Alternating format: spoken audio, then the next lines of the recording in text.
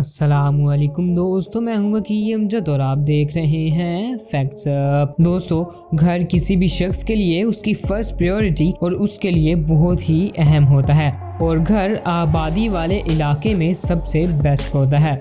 और किसी ऐसी जगह पर रहना जहां पर बिल्कुल भी आबादी नहीं और अगर है भी तो बहुत कम, तो दोस्तों ज़िंदगी काफ़ी मुश्किल हो जाती है। तो दोस्तों, आज की इस वीडियो में हम आपको कुछ ऐसे ही इलाके दिखाएंगे जहां पर आबादी बहुत ही कम है, बल्कि ना होने के बराबर है। तो दोस्तों, शुरू करते हैं आज की इस वीडियो को। वीडियो शुरू करने से पहले हमारे इस चैनल फैक्ट्स अप को सब्सक्राइब करें और साथ मौजूद बेल आइकन को दबाएं ताकि हमारी हर आने वाली इंफॉर्मेटिव और इंटरेस्टिंग वीडियो आप तक सबसे पहले पहुंच सके।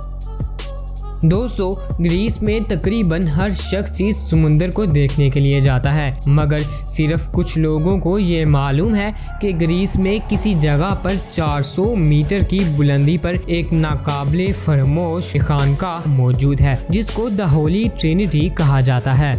दोस्तों, ये खानकाह आँखों को सुकून बख्शती है और दिमाग को हैरत में डाल देती है। इस खानकाह की तारीख तकरीबन 6वीं सदी से शुरू होती है, जब ग्रीक्स का एक बादशाह मोंक यानी के राहिब बन गया और उसने ऐसी 24 खानकाहें तामीर करवाईं।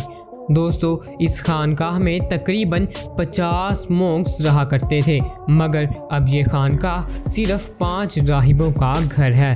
दोस्तों, यह इमारत जेम्स बॉन्ड की मूवी फॉर यू आइज में भी दिखाई गई, जिससे इस इमारत को बहुत ही पजीराई मिली।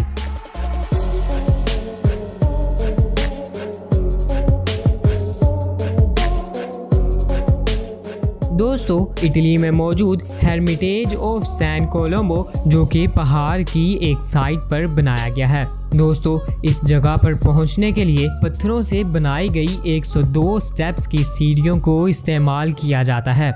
कुदरती चट्टानों की छत से साया किए हुए ये घर एक ऐसे साधु को डेडिकेट किया गया है जिसके बारे में मशहूर था कि उसने एक ऐसे ड्रैगन को मार गिराया था जिसने कुछ बच्चों को लीनो दरिया में नहाते हुए खा लिया था। दोस्तों, ये घर 753 तक आबाद रहा और कुछ ही अर्सा पहले ये घर सेंट ऑफ कोलम्बस कमेटी ने पब्लिक के लिए खोल दिया।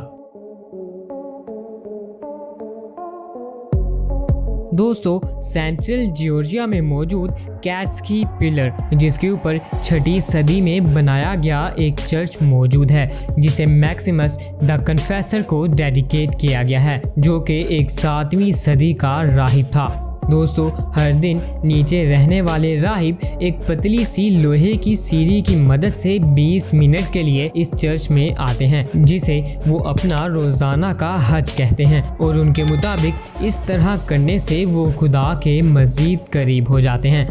दोस्तों, 2015 में फादर मैक्सिम कैप्टराड्जे को कत्ल कर दिया गया, जिसने अपनी ज़िंदगी के गुज़िश्ता 20 सालों में ज़्यादातर वक्त उसी खानकाह में गुजारा था और ये आखिरी राहिब था जिसने अपनी ज़िंदगी उस खानकाह के अंदर बसर की। दोस्तों, ये पिलर आज भी दुनिया के मुकद्दस मकामात में से एक माना जाता है और वहाँ के रिहायशी राहिब ही सिर्फ वो लोग हैं जिन्हें उस खानकाह के अंदर जाने की इजाज़त है, और वो भी सिर्फ 20 मिनटों के लिए, जिसके अंदर वो अपनी इबादत पूरी करते हैं, जिसके बाद उन्हें नीचे आना पड़ता है।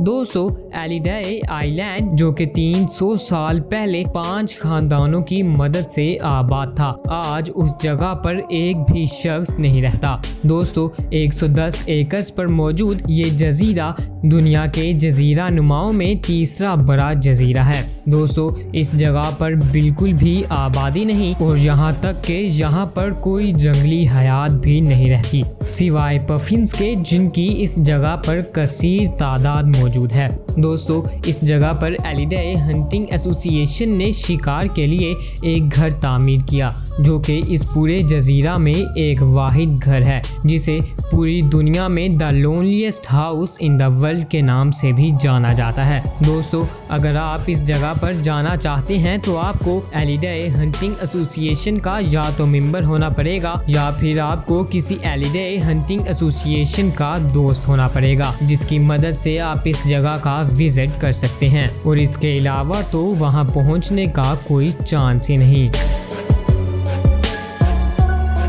दोस्तों, तिब्बत का एक इलाका चैंगटैंग जो कि मगरिब और शिमाली तिब्बत में वाक़या ऊंचाई वाले तिब्बती सतह मुर्तफा का एक हिस्सा है जो कि हिंदुस्तान के जनूब मशरकी लद्दाख तक फैली हुई है। दोस्तों, यह इलाका दुनिया के बुलंद तरीन इलाकों में से एक है, जिसकी वजह से गर्मियों में बहुत ज़्यादा गर्मी होती है। मगर दोस्तों, यहाँ पर गर्मियों का सीज़न बहुत ही छोटा होता है, जिसमें किसी भी वक्त बहुत तेज तूफान आने का हर वक्त खतरा रहता है। जबकि दूसरी तरफ मौसम सरमा में यहाँ बहुत ही ज्यादा सर्दी होती है। दोस्तों, इन लोगों के लिए तो अनाज का तस्वुर भी पैदा नहीं होता। ये लोग सिर्फ और सिर्फ अपने जानवरों पर डिपेंडेंट होते हैं और ये लोग टेक्नोलॉजी और मौजूदा दुनिया से बहुत ही दूर हैं। दोस्तों, इन लोगों को मौसम के हिसाब से और अपने जानवरों को खाना मुहैया करने के लिए हिजरत करनी पड़ती है।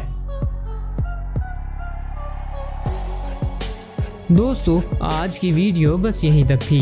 उम्मीद करता हूँ आपको वीडियो पसंद आई होगी। अपनी राय का इजहार कमेंट बॉक्स में जरूर कीजिएगा। मिलते हैं अगली वीडियो में, तब तक के लिए अल्लाह हाफिज।